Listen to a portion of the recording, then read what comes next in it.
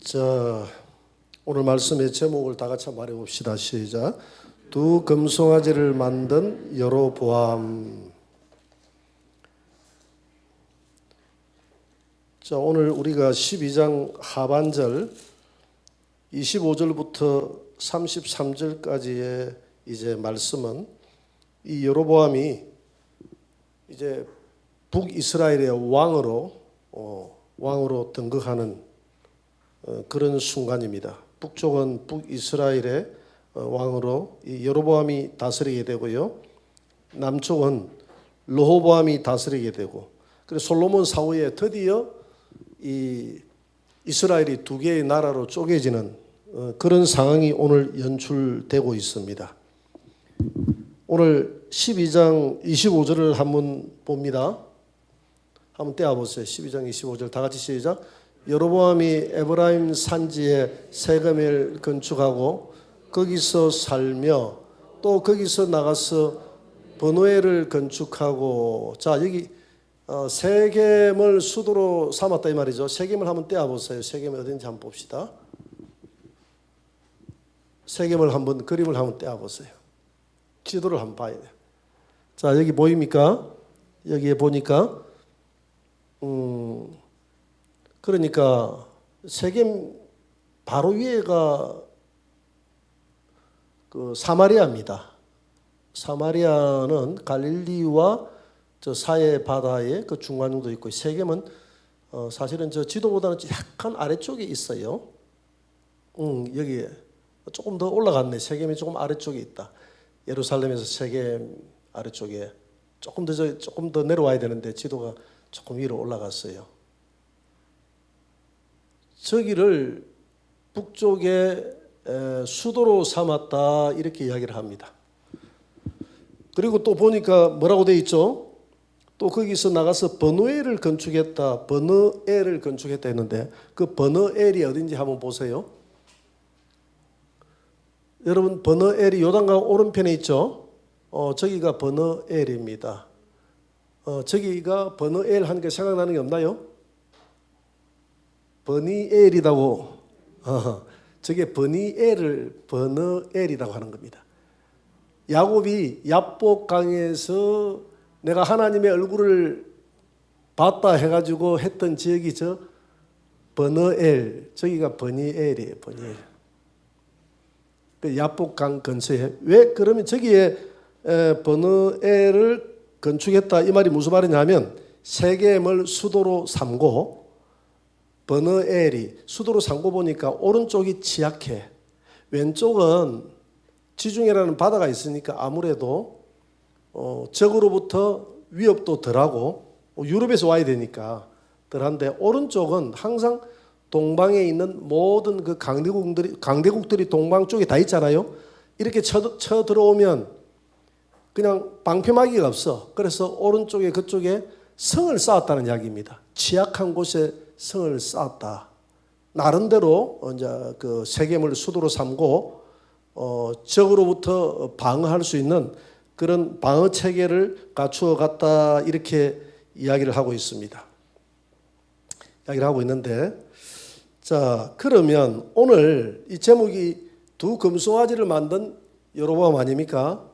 여로보암이 일단 이제 나라를 남북으로 나눠서, 그러면 북쪽에 있는 이 지파에 있는 사람들이 항상 절기 때만 되면 남쪽의 예루살렘 성에 뭐하러 내려옵니까? 예배하러, 제사하러, 예배하러 항상 예루살렘에 내려오게 돼 있어요. 우리가 그 성지 순례하듯이 라마단 기간이 되면 그 이스라엘 사람들이 그 이슬람 교도들이 메카에 모여가지고 막 100만이 모이고 막 이렇게 하잖아요. 그것처럼 항상 절기 때만 되면 예루살렘으로 내려갔다 이 말입니다. 내려가다 보면 아는 사람도 만날 것이고, 거기 있는 사람들이, 이스라엘 사람들은 항상 성전을 중심으로 해서 그들은 모든 그 생활의 활력과 힘과 모든 그 나라의 정치와 모든 것들이 성전 중심으로 되어져 있잖아요. 그러니까 그 성전이 예루살렘에 있으니까 북쪽에 있는 사람들에게 예루살렘 우리가 정통이야. 너희들은 지금 뭔가 잘못하고 있어. 고민을 합니다. 이 어떻게 해서 이 북쪽에 있는 사람들의 내 왕정 체제를 견고하게 할까? 그게 바로 뭘 세우는 겁니까?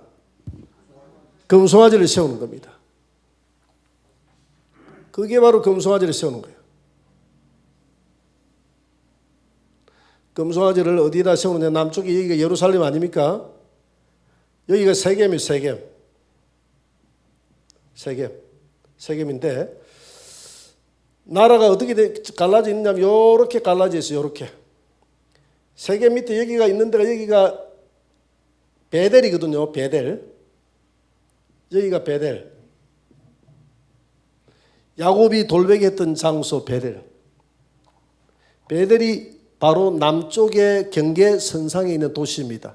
북쪽에는 요 위에 가면 단이라는 거예요. 단. 단이라는 이 마을, 이 도시가 북쪽의 경계선이에요. 그러니까 남북으로 경계선에 금송아지를 한 마리씩 다 세웠다 이 말입니다. 금송아지를. 남쪽으로 금송아지, 북쪽으로 금송아지. 금송아지를 세워놓고 이 금송아지가 하나님이다. 그러니까 이제부터 내려갈 생각하지 말고 이 금송아지를 하나님으로 섬겨라. 이렇게 이야기를 합니다. 그래서 금송아지를 세우는 르호보암, 여로보암. 금송아지를 왜 세우느냐? 자, 종교 축일이 되면 성전으로 내려가지 못하도록 종교 축일날 예루살렘 성전 내려가지 못하도록 열왕기상 12장 26절 한번 봅니다. 열왕기상 12장 26절 다 같이 시작. 그의 마음에 스스로 이르기를 나라가 이제 다윗의 집으로 돌아가리로다. 만일 이 백성이 예루살렘에 있는 여호와의 성전에 제사를 드리고자 하여 올라가면 이 백성의 마음이 유다왕 된 그들의 주 르호보암에게로 돌아가서 나를 죽이고 유다의 왕 르호보암에게로 돌아가리로다 하고 그런 마음이 있기 때문에 절기 때 내려가지 못하도록 뭘 세웠다고요? 금송아지를 세웠다. 금송아지를 세워 하나님으로 섬기게 했다. 그 다음 구절 봅니다. 28절에서 30절 다 같이 시작. 이에 계획하고 두 금송아지를 만들고 무리에게 말하기를 너희가 다시는 예루살렘에 올라갈 것이 없도다. 이스라엘아 이는 너희를 애굽 땅에서 인도하여 올린 너희의 신들이라 하고 하나는 베델에 두고 하나는 단에 둔지라. 이 일이 죄가 되었으니 이는 백성들이 단까지 가서 그 하나님께 그 하나의 경배함이더라. 자, 이 르호보암이 이 금송아지를 하나님으로 세운 거 이게 어디에서 배운 겁니까? 예? 누구한테 배웠다고요? 바로한테. 예. 애굽에서 배웠죠, 그죠? 애굽이 피신 같잖아요. 애굽이 피신 같지 않습니까? 솔로몬이 죽이려고 할 때 애굽 땅으로 내려가 피신 같잖아요. 애굽의 신이 누굽니까? 금송아지 아닙니까? 그건 황소예요. 황소. 정확하게 이야기하면 황소가 신입니다. 황소는 모든 힘의 근원이라고 생각하거든요. 힘, 풍요. 황소가 힘이 좋잖아요. 힘, 풍요. 이런 것의 근원이 황소라고 생각합니다. 그래서 이 르호보암이 여로보암이 애굽으로 내려가서 거기 있는 동안에 욕을 배운 거예요. 또 그 조상들도 보면 과거에 아브라함의 후손들이 그 애굽에서 나중에 출애굽에서 올라올 때 광야에서 뭘 세웁니까? 금송아지 세우잖아요. 그것도 또한 애굽에서 배운 거잖아요. 사람이 그 배운 게 그게 참 하나님을 믿고도 그 무서운 거예요. 그 습관이 예수를 믿고도 우리 안에 있는 우상의 습관이 무섭다 이 말입니다. 자, 그러면 왜 이런 우상들을 과거에는 이렇게 많이 세웠을까? 우리 인간의 마음속에는 우상의 습관이 있습니다. 그래서 모세에게 뭐라고 이야기했느냐 하면 가나안 땅에 너희들이 들어갈 때 절대 정을 가지고 뭘 이렇게 쪼아가지고 만들지 말라 그랬어요. 쪼아가지고 뭘 하나 만들어 놔놓으면 거기에 손들고 빈다 이 말입니다. 그게 사람의 우상의 습관이에요. 뭐가 좀 신기한 형상이 있으면 그거만 비는 거예요. 안 그렇습니까? 뭐 못 보던 집에 뚜껑이라도 나타나면 그냥 뚜껑이 건드리지 말라 하고 이렇게 빌고, 구렁이 하나 나타나면 구렁이도 손 못 대게 하고, 뭐든지 희한한 게 그 보이면 사람의 보이는 것에 대한 우상의 습관이 있습니다. 그런데 보세요. 지금 나라를 반으로 잘랐습니다. 이 나라를 반으로 잘랐는데 오늘 이 여로보암이 가만히 생각해 보니까 절기 때만 되면 내려가면 이 사람들이 다 나중에 나를 죽이고 정통성이 남쪽에 있다고 이야기하고 나를 죽이고 이 나라를 저 로보암에게 돌릴 것이다 이렇게 생각하려고 이 여로보암이 굉장히 그 자기 왕권에 대한 불안감을 느끼기 시작하는데 사람들의 그 우상의 습관을 교모히 이용하는 것이죠. 하나님은 눈에 안 보이지 않습니까? 이스라엘 백성들이 왜 자꾸 우상을 만드느냐면 하나님은 눈에 보이지 않거든요. 절대 하나님은 눈에 보이지 않기 때문에 못 만들게 했어요. 그런데 모든 나라의 우상들은 가시적으로 눈에 볼 수 있잖아요. 그래, 그들은 모세가 산에 올라가서 시내산에 올라가서 40일 동안 안 보일 때 금송아지를 만들어 놔놓고 금송아지를 우상이라고 자기들은 말하지 않았습니다. 금송아지를 만들어 놔놓고 떠돌아다니시는 하나님이 이 금송아지에게 임재해서 금송아지를 집으로 삼고 풍요와 그 능력의 하나님이 이 금송아지를 집에 삼고 영원히 우리와 함께하고 보이지 않는 하나님이 지금 이 보이는 하나님, 그러니까 금송아지가 보이니까 이 보이는 하나님 안에 있으니까 여러분들의 용기와 희망을 가지고 살아갑시다 이렇게 했거든요. 우리가 기도할 때도 지금 하나님이 막연하게 보이지 않지 않습니까? 지금은 뭐 자꾸 이 십자가도 우상이 돼가지고 십자가도 떼버리려 하니까 성도들이 뭐 어디다가 기도를 해야 될지 모를. 옛날에는 십자가 보고 기도를 했는데 저는 처음에 교회 가가지고 너무 좋았어요. 중 3학년 제가 2학기 때 교회를 갔는데 교회를 가보니까 너무 좋은 거예요. 이런 곳이 세상에 있나 싶었어. 그래서 예배 시간에 학생들도 다 가고 어른도 다 가고 할 때 저는 오후에 거기 남아가지고 교회를 탐방했습니다. 구경을 했습니다. 여기저기. 방에 들어가니까 그림이 하나 있는데 딱 예수님 그림이 있더라고. 아, 이분이 예수님이구나. 이분을 왜 밖에다 안 내놓고 이 안에다가 놔놨지? 그래서 거기에 엎드려서 그 예수님에게 예수님 나를 도와달라고 내가 오늘 이 교회 온 게 내가 몸이 안 좋아서 왔는데 낫게 해달라고. 하여튼 뭐 어찌됐든 간에 그날 불어해가지고 학교도 못 다녔던 제 몸이 그날 저녁 불어해가지고 교회가 떠고 난 다음부터는 아무 문제가 없이 전혀 다른 사람이 돼가지고 그러니까 우상을 썼던 우리 어머님이 나를 보니까 너무 신기하니까 내일부터 새벽기도 나가라 해가지고 읍내까지 6km나 되는 거리인데 우리 어머니가 나를 깨워가지고 자전거를 타고 처음부터 저는 첫 예수 믿을 때부터 새벽기도를 했어요. 그것도 6km나 되는 거리를 자전거 타고 다니면서 제가 새벽기도를 했다 이 말입니다. 우리 어머니가 막 깨워가지고 빨리 가라고 했어. 내가 가는 첫날부터 밥을 내가 한 달 내내 밥을 못 먹었어요. 뼈만 남아가지고 집에 죽는다고 그랬거든요. 어떤 약을 먹어도 안 돼요. 그런데 교회 딱 가가지고 온 순간부터 그냥 밥이 그냥 얼마나 밥이 잘 넘어가는지. 그래가지고 중3 때 제가 사진을 보고 턱이 2개가 돼 있어요. 얼마나 밥맛이 들어오고 이렇게 건강이 회복이 됐든지. 하나님의 은혜로. 그래서 처음 들어가 보니까 첫 신앙을 가진 제 입장에서는 뭔가 있으니까 그걸 보고 이렇게 빌고 싶은 이런 마음이 생기는 거예요. 초상 하나라도 있으니까 그걸 보고 빌고 싶은, 기도하고 싶은 그런 마음들이 생기더라 이 말입니다.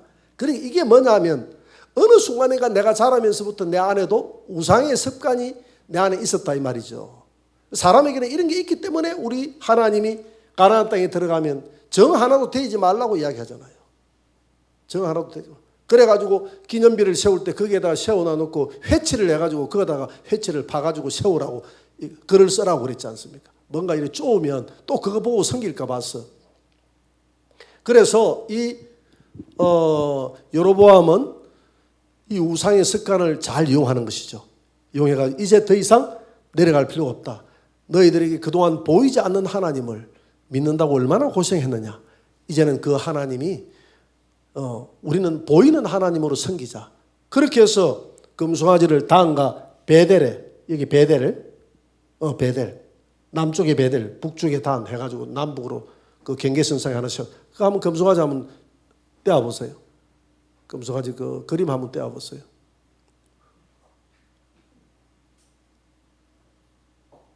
여기 금송아지. 저기 베델하고 위에 단 보이죠? 저기 오른쪽에 보니까 금송아지를 저렇게 만들어 놔놓고 밑에 금송아지 단도 있고 저렇게 해가지고 금송아지를 세워가지고 우상을 세웠다 이 말입니다.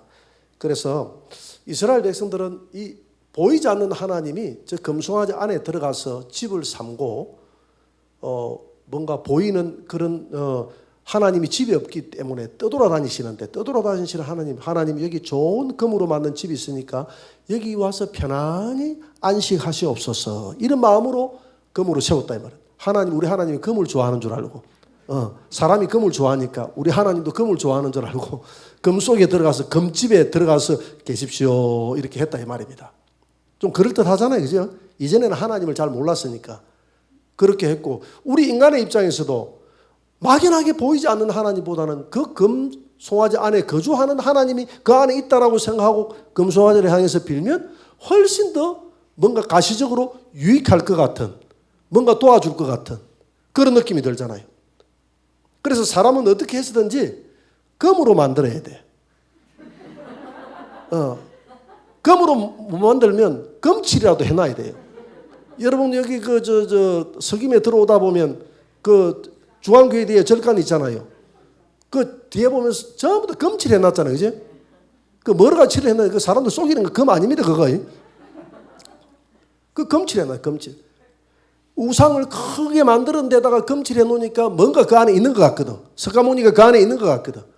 뭐 석가모니가 있든 없든 정안에 뭔가 신이 그 안에 있는 것 같거든. 그래서 뭔가 사람이 빌면 뭔가 될 것 같거든. 그래서 금칠이라도 해놓는 겁니다. 이 사람의 탐욕과 금에 대한 탐욕과 탐심과 우상에 대한 눈에 보이는 가시적으로 보이는 것에 대한 이 습관을 사람들이 교모히 이용하는 것이죠. 이 바로 여로보암이 이걸 이용했다 이 말입니다. 이것뿐만이 아니라 절기도 의미를 바꿔버렸죠. 32절 보세요. 절기도 바꿔버렸죠. 절기도. 다 같이 시작. 8째 날 곧 그 달 15째 날로 절기를 정하여 유다의 절기와 비슷하게 하고 제단에 올라가되 베델에서 그와 같이 행하여 그가 만든 송아지에게 제사를 드렸으며 그가 지은 산당의 제사장을 베델에서 세웠더라. 제사장도 바꿔버렸죠. 그가 자기 마음대로 정한 달 곧 8째 달 15째 날로 이스라엘 자손을 위하여 절기를 정하고 베델에 쌓은 제단에 올라가서 분향하였더라. 아멘. 자 보세요. 원래 절기가 언제냐면 7월 15일이에요. 이게 뭐냐면 이게 초막절을 이야기하거든요. 유대력으로 7월 15일이면 우리 태양력으로 언제냐면 10월 15일입니다. 자, 10월 15일부터는 4월 5일까지 이스라엘은 4월 그 다음에 4월 5일까지는 이 우기입니다. 우기고요. 그 다음에 4월 15일까지 4월 중순까지 그러니까 4월 15일부터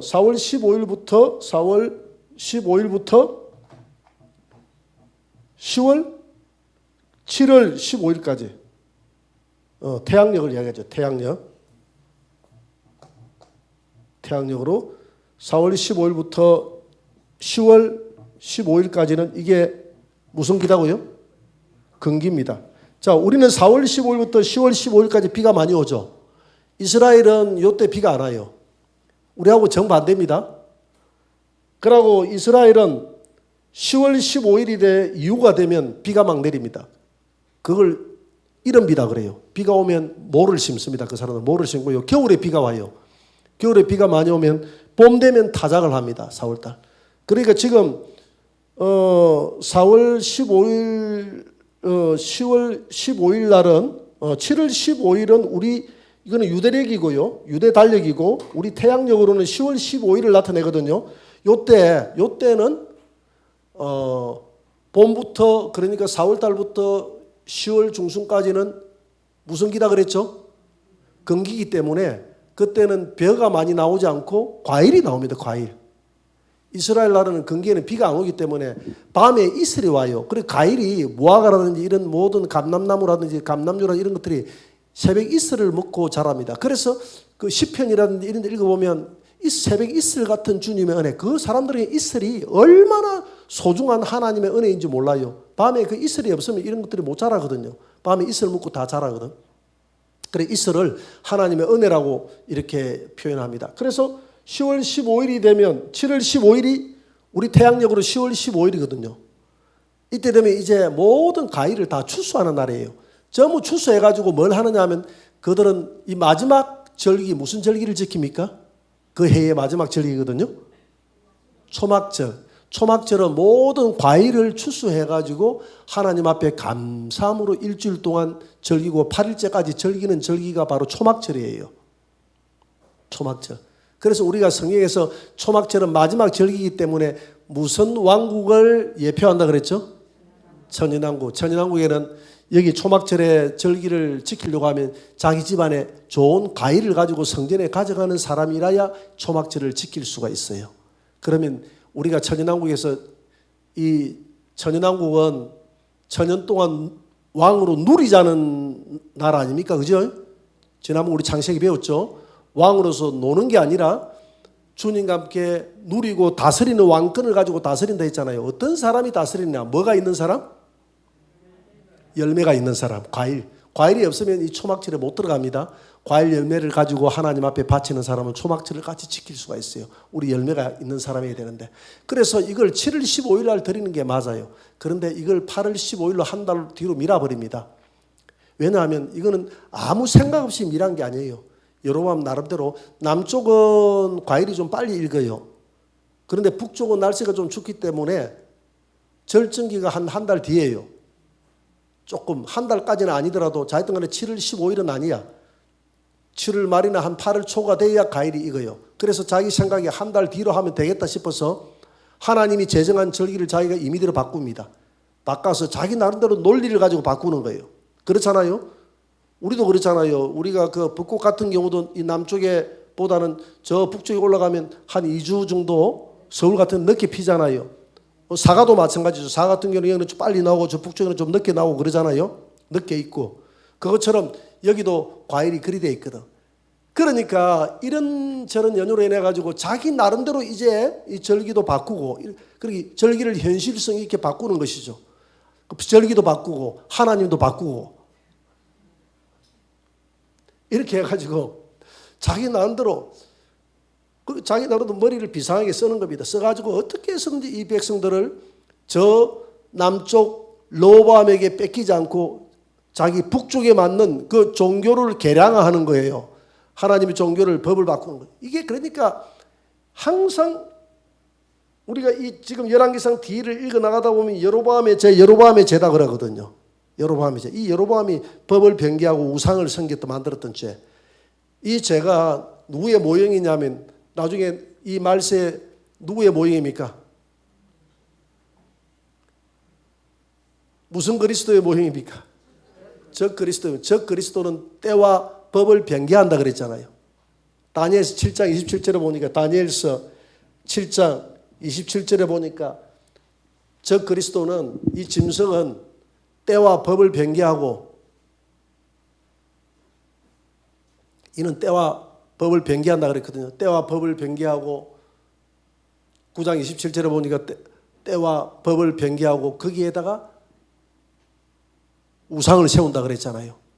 지금 또 이 여로보암이 하는 짓이 저 그리스도가 하는 짓하고 똑같대요. 때와 법을 변개해버리죠. 지 마음대로 변개해버리잖아요. 하나님이 7월 15일 날 하라고 하면 해야지. 그걸 지가 마음대로 법을 변개해버리고 장막절 초막절도 바꿔버리고 하나님도 바꿔버리고 금송아지로 우상으로 우상의 모양으로 바꿔버리잖아요. 마지막 저 그리스도도 우상을 성전에 세워놓고 내가 하나님이다 우상에게 경배하라. 경배하지 않는 자는 누구든지 경배하고 표를 받지 않는 자는 다 죽이라. 이렇게 한다고 그랬잖아요. 그거하고 똑같은 거예요. 자, 그런데 북이스라엘 후손들은 나중에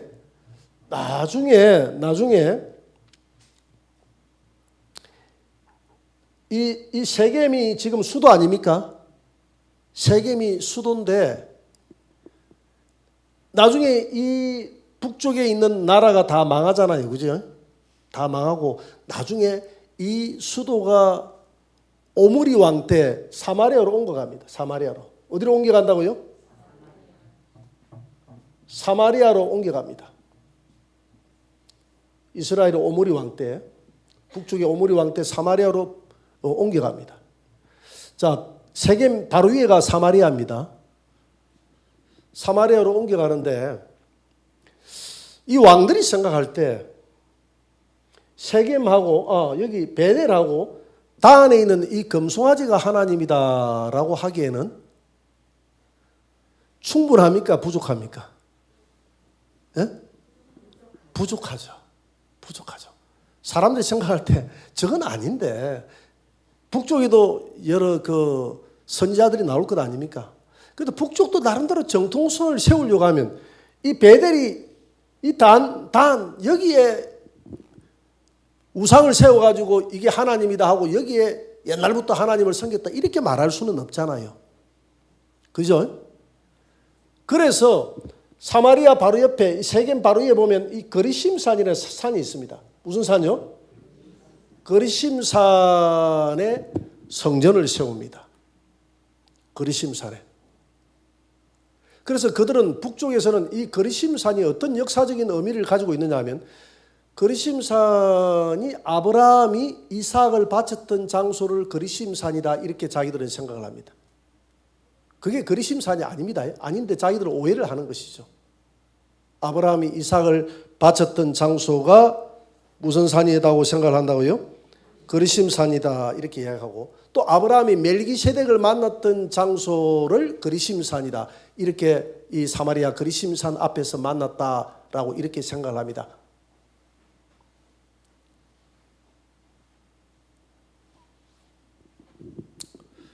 그래서 이 거리심산은 그렇게 자기들 나름대로 역사적인 정통성을 부여해가지고 한번 보세요. 세겜 저 위에 한번 보세요. 세겜 저 위에 에발산 거리심산이 있는데 저거 바로 위에 세겜 바로 위에 뭐가 있다고요? 세겜 저 에발산하고 거리심산 바로 위에 사마리아가 있거든요. 그렇게 해서 사마리아로 수도를 정하고 그렇게 정통성을 부여하고 그 거리심산에 뭘 세우느냐 하면 이제는 금송아지를 안 세우고 성전을 세웁니다. 하나님의 성전을. 그리고 성전이 설려고 하면 정통성이 있어야 되잖아요. 그지? 그럼 내가 방금 이야기했잖아요. 그 정통성을 그렇게 아브라함이 누구를 드렸던 장소다고요? 이삭을 드렸던 장소. 그걸 거리심산이다. 이렇게 이야기합니다. 그건 예루살렘이죠. 예루살렘이 이삭을 드렸던 장소인데 자기들 나름대로 그냥 그렇게 갖다 붙인 거예요. 갖다 붙인 거예요. 그리고 아브라함이 멜기세덱을 만나서 멜기세덱으로부터 축복을 받았던 장소가 거리심산이다. 이렇게 자기들은 정통성을 부여하고 그리고 난 다음에 이 거리심산 예루살렘 그 세겜 사이에 있는 세겜과 뭐 예루살렘은 바로 세겜 위에가 사마리아니까 사마리아 그 바로 밑에 있는 이 거리심산에다가 성전을 세워놔놓고 그리고 난 다음에 이스라엘 백성들에게 저 성전에서 예배를 드리라고 합니다.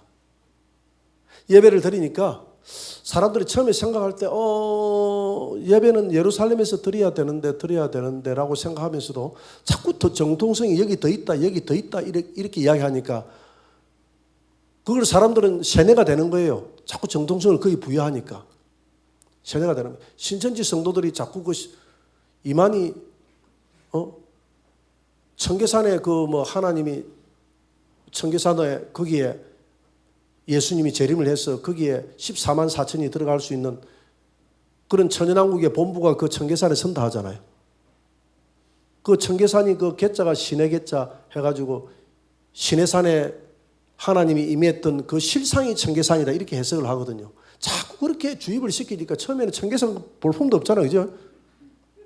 모르겠어. 내가 청계산 안 가봤는데 우리나라 명산에서 내가 안 들어가니까 내가 볼품 없다 했는데 목사님 그거 왜 볼품이 가봤습니까? 이렇게 이야기하면 내가 보지는 않았는데 청계산 예쁩니까? 볼 거 없습니다. 내가 말 잘했네. 야, 갔다 왔잖아. 갔다 왔잖아. 볼품 없다 그러네.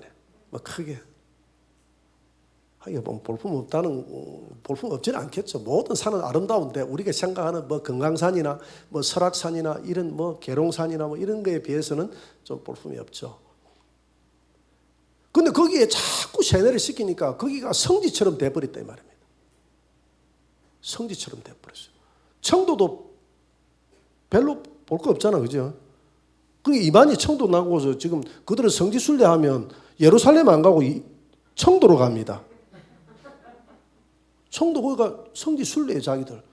거기서 포인트 놓고 전도 마녀가 이런 사람들 다 버스 태워가지고 청도 가가지고 잔치시켜주고 일하거든요. 청도. 이만희 탄생한 곳이라고. 그리고 그 사람들 그거 가가지고 막 감격이 하고 막 우리 이렇게 합니다. 그것처럼 자꾸 이 그리심산을 우상화시키는 거예요. 그러니까 자꾸 우상화시키니까 그의 후손들은 당연히 이제 이 그리심산에 정통성이 있다고 보고 이 그리심산을 예루살렘보다도 더 정통성이 있는 하나님이 임재하는 장소라고 생각을 하는 겁니다. 그 후손들은 시간이 흐르면 흐를수록 더 이것이 견고하게 굳어지는 거예요. 그래서 예수님이 이제 남북으로 통일이 돼가지고 통일이 되고 안 되고 나중에 로마의 속국이 돼버렸으니까 이게 다 남북으로 다 이제 남과 북이라는 이런 개념이 없어져 버렸잖아요. 그죠? 예수님 태어났을 당시에는 로마의 속국이 돼버렸으니까 그때 예수님이 이 사마리아로 여행을 했잖아요. 그때 사마리아 여자가 요한복음 4장 19절에서 뭐라고 물어보느냐 하면 이렇게 물어봅니다. 다 같이 시작. 여자가 이르되 주여 내가 보니 선지자로소이다. 20절. 우리 조상들은 이 산에서 예배하였는데 당신들의 말은 예배할 곳이 예루살렘에 있다 하더이다. 이 산이라는 것은 지금 어디를 이야기합니까? 그리심산.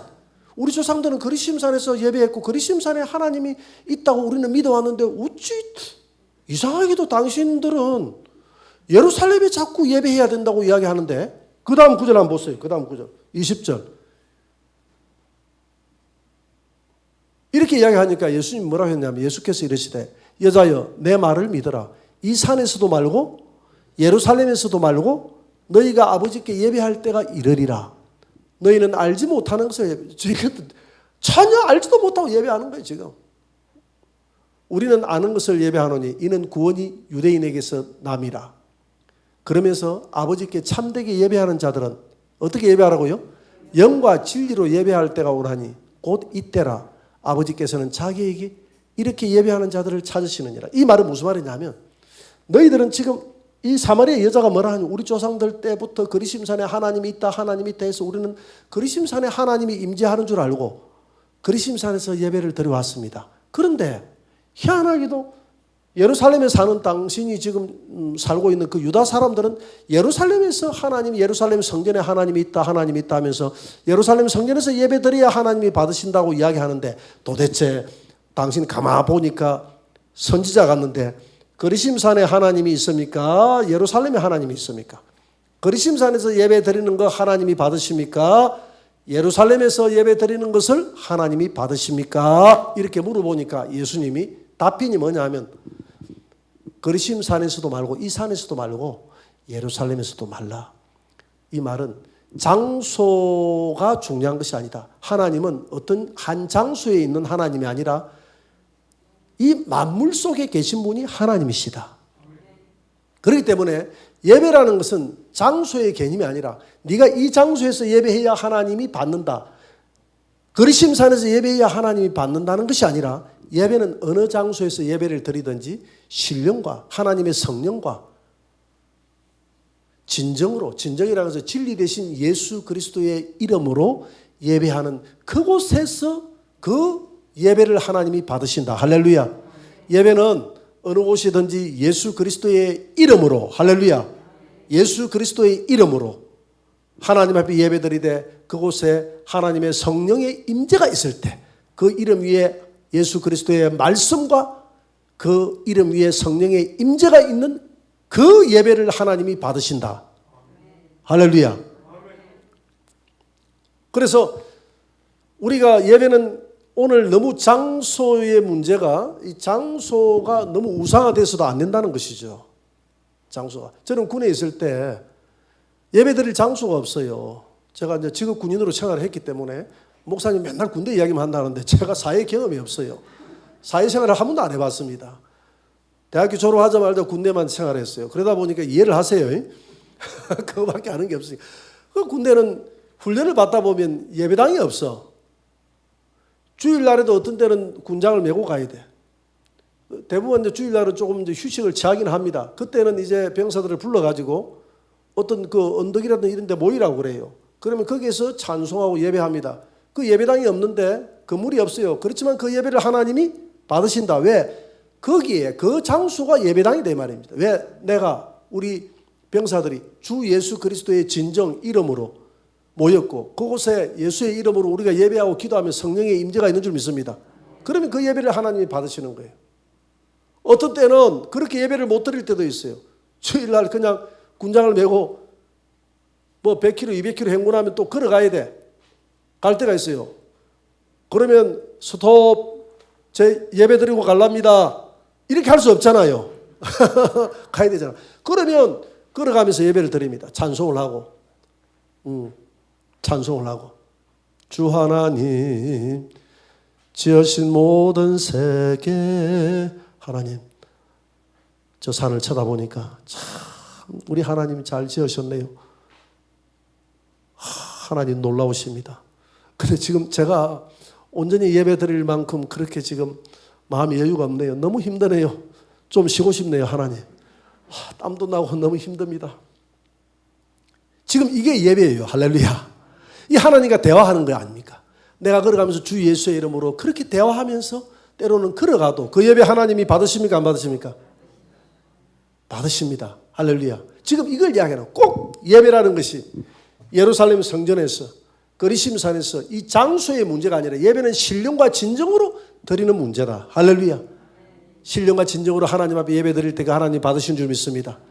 그 신령과 진정으로 예배 드리는 시기가 바로 오늘 이 예수 그리스도, 내가 이 땅에 온 이때부터 앞으로는 장소의 문제가 아니라 앞으로는 신령과 진정으로 온 이 지구촌에 있는 모든 사람들이 예배 드릴 때가 있을 것이다. 지금이다, 지금이다. 내가 온 이때다 하고 이야기하니까 이 여자가 예수님을 그날 만나고 나의 가거를 다하는 나는 구약에서 이야기한 메시아 구원자가 왔도다 하면서 온 동네 물동이를 놔놓고 가잖아요. 자, 여기에서 이 여자가 그리심산에 하나님이 있다, 이것도 북쪽에 그만큼 세뇌를 시켜놨어 그래요. 이 나라가 나눠지고 난 다음에 다 세뇌를 시켜놨어. 금송아지도 이 단과 베델에 있는 이 금송아지도 세뇌를 시켜놔가지고 북한에는 누가 하나님이십니까? 예, 김일성 그 수령 동지에게 가가지고 이렇게 빌면 그 하나님으로 되어 있어요. 그게 하나님으로 되어 있어요. 그 세뇌를 시켜놨어요.